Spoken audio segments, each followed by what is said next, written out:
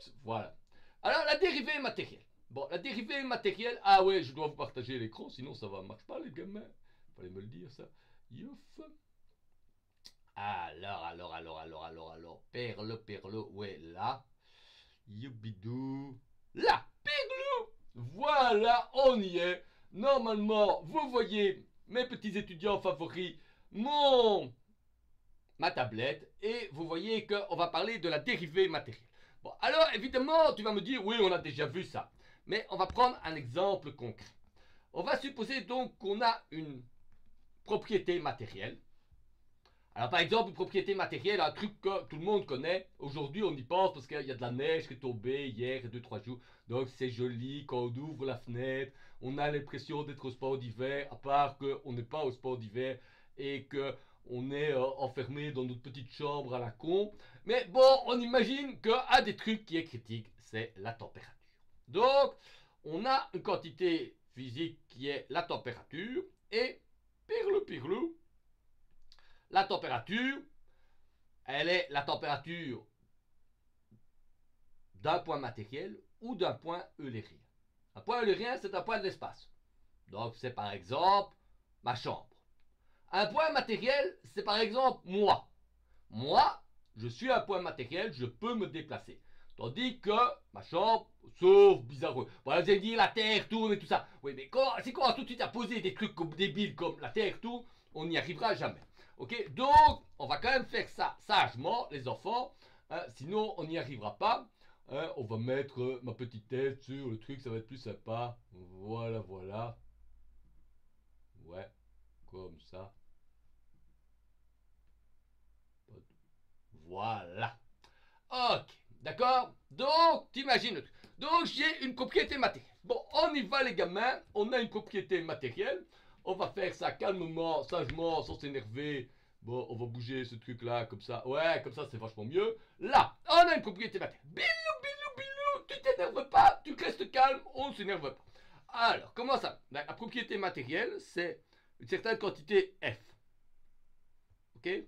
La certaine quantité F, je peux la représenter sur base d'une représentation lagrangienne et écrire que c'est F lagrangien d'un point matériel. Par exemple, le petit Quentin, la petite Chloé, vous voyez ça, bilou.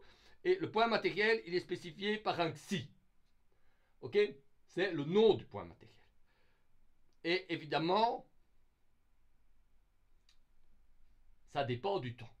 Donc la température de la petite Chloé dépend du fait qu'on considère la température de Chloé, mais en plus, ça dépend du temps. Donc si par exemple la petite Chloé n'a pas de chance, elle attrape le Covid, elle va avoir de la température. Si la température Chloé, elle est très bonne humeur, sa température va monter. Si elle sort dans le froid, avec la neige, la température va chuter. You follow me? Bon, jusqu'à présent, vous posez pas de questions, ça veut dire que c'est piece of cake. Bon, tu le suis, tout le monde est content, il est facile. Bon, évidemment, on peut aussi regarder la température d'un point eulérien. Pour connaître la température d'un point eulérien, c'est extrêmement simple. On regarde qui occupe la position de ce point eulérien. Donc, si Chloé se trouve au chaud dans sa maison, ben, sa température sera relativement chaude.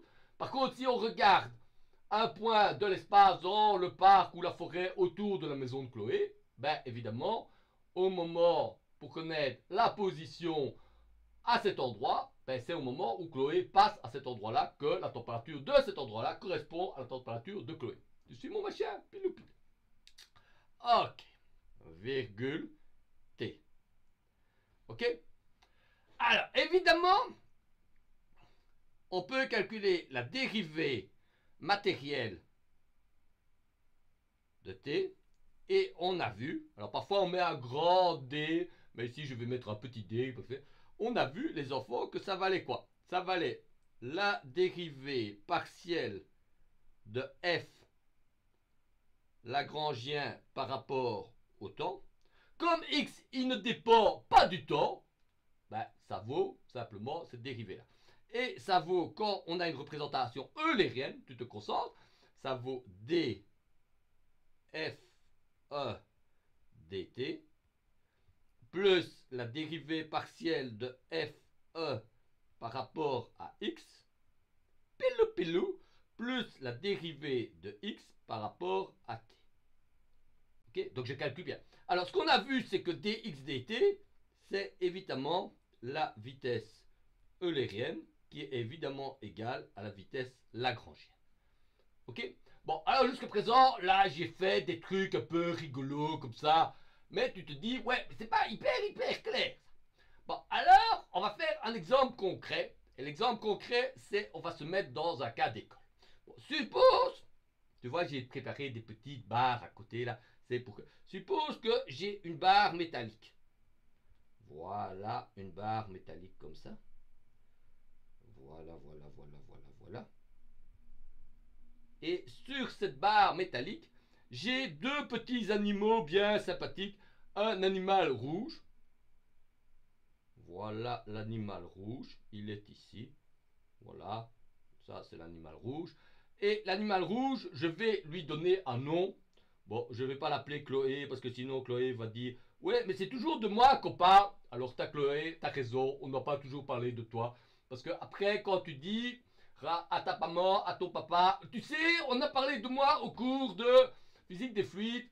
Ah, il va te dire c'est pas possible. Bon, ben, on sait maintenant, il y a des tonnes de Chloé. Hein. Alors, évidemment, pilou pilou, il y a un autre petit animal sympathique. Notre petit animal, il est ici. On n'a pas dit que c'était le petit copain de Chloé, parce que sinon, évidemment, à nouveau, on va générer des trucs bizarres. D'ailleurs, je ne sais pas si Chloé a un petit copain ou une petite copine, tout ça. Ça fait partie de la vie privée de notre amie Chloé. Ok? Alors, évidemment, tout ça, il y a une barre métallique et il y a deux petits êtres sur la barre métallique. Arrive maintenant un petit facétieux, un petit comique qui se dit, tiens, on pourrait faire un truc rigolo. Hein, tu mets un machin comme ça ici. Voilà, un truc qui permet de chauffer la barre métallique. Donc ici, je vais chauffer la barre métallique sur le côté. Avec une sorte, tu sais, les petits machins pour faire de la plomberie, etc. Hein, je pourrais aller chercher dans ma cave le gadget, ça. Mais bon, je ne l'ai pas pris avec moi. Bon, donc tu chauffes la barre. Ok? Donc, si tu chauffes la barre va chauffer. Donc maintenant, regarde, je vais dessiner l'évolution de la température dans la barre en fonction de x. Donc ça, c'est un graphe de t en fonction de x. T, c'est la température. Et ça, c'est en fonction de x. Évidemment, si tu es en t est égal à 1 ou en t est égal à 10, la température n'aura pas le même effet. Bon, tu chauffes, tu te mets un peu dans ta petite tête, tu réfléchis un petit peu, tu te mets comme ça concentrément. Tu chauffes pas du côté droit, tu chauffes du côté gauche. Donc, il va faire plus chaud du côté gauche. Donc, le profil de température, il va ressembler à un truc comme ça. On va dessiner un peu plus fin. Non, c'est pas une bonne idée, je vais le laisser gros. Hein, il va ressembler à un profil comme ça. Donc, au début, là, c'est chaud. Et puis, plus tu vas vers le bout, c'est froid. Ok? Bon, je suppose que la température initiale vaut 0. Hein, pour la simplicité du propos. Puis tu attends un petit peu. Et tu attends un petit peu. Ben, la température, elle va toujours monter. Et elle va avoir un profil comme ceci. Ok? Si tu attends très longtemps, ben, à un moment donné, toute la plaque va être chaude. Bon, tu notes tout de suite que quand le truc devient chaud, ben, les petits animaux, ils vont commencer à cramer. Hein. C'est pas sympa. Donc, qu'est-ce qui va se passer? Bon, on va un peu déplacer ma tête pour que je ne dérange pas les dessins. Voilà. Pilou, pilou. Qu'est-ce qui va se passer?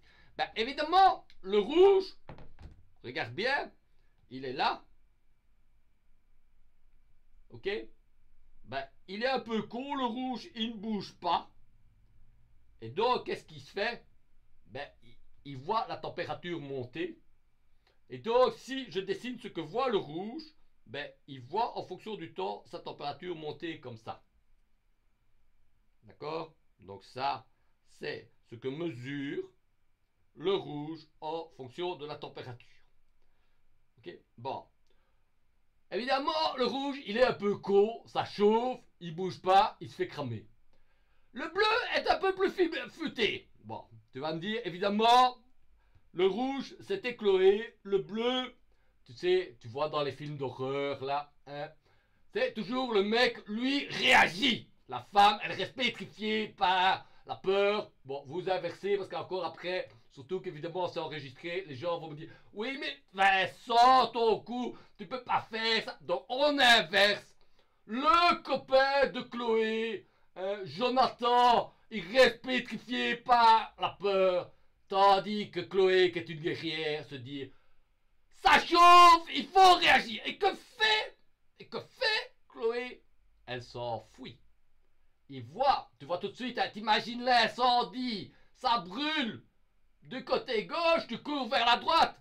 Tu vois la vague de tsunami qui se pointe sur toi, tu te dis, oh, là, il est... Donc, regarde bien, comme elle est intelligente, qu'est-ce qu'elle fait? Elle s'en court. Et donc, elle va là. Comme ça. Et donc, tu vois tout bien ce que fait Chloé. Au départ, elle voit qu'il fait d'une certaine manière un peu chaud. Donc en fait, ici, tu vois qu'au départ, elle a une certaine température. Il fait un peu chaud. Elle va vers le froid. Donc vous voyez, quand elle se déplace comme ça, elle va du chaud vers le froid. Donc ça coupe. Elle va comme ça. Elle va. Hein, et elle arrive même à récupérer une zone où ça vaut 0. Mais malencontreusement pour elle, toute la plaque va chauffer. Donc quelle qu'elle fasse, elle va quand même, in fine, cramer. Mais donc vous voyez que quand le point bleu, il va vers la droite, même que tout partout, la température augmente, il a l'impression que ça refroidit. Donc t'imagines, tu as le réchauffement global. Mais pour éviter que ressentir le réchauffement global, quand tu es en Provence, tu vas vers la Norvège. Et donc, tu vas te dire, ah, mais moi, je trouve que la température descend. Mais non, partout, elle monte. OK? Donc, on va un peu regarder. Donc, ici, tu comprends bien les deux termes de la dérivée matérielle. C'est que df dt est égal à df dt plus ve df dx. Et maintenant, on va bien définir ce que c'est ces deux termes.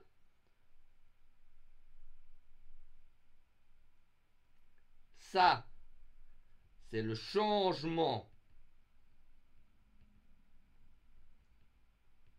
de f, hein, on est d'accord, à une position donnée, une position eulérienne. Et donc, on voit que dans notre problème, partout, la température augmente, tandis que le deuxième terme, le terme rouge, c'est le changement de f, hein, observé par un point matériel. Oui, un point matériel. Voilà, voilà. Ok, comme ça. Ok, qui se déplace. Faut bien noter tout ce que je raconte. Qui se déplace. Ouais, alors évidemment, pour que ça soit bien et qu'on voit le bazar, j'aurais dû changer ma tête de place et pas bouger ça, hein, gamin. Ça, c'est pas ça. C'est ceci, là. Ouais, comme ça, on va me mettre là. Comme ça, tu vois ce que j'écris. Voilà, qui se déplace dans un champ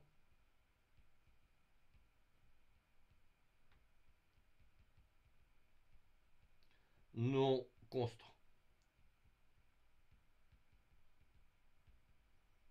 Ok? Vous voyez comment ça fonctionne? Eh ben, vous voyez, ça, c'était le petit rappel sur la dérivée matérielle. Bon, alors, on va faire une petite pause et on va revenir à l'épisode suivant sur un petit exemple.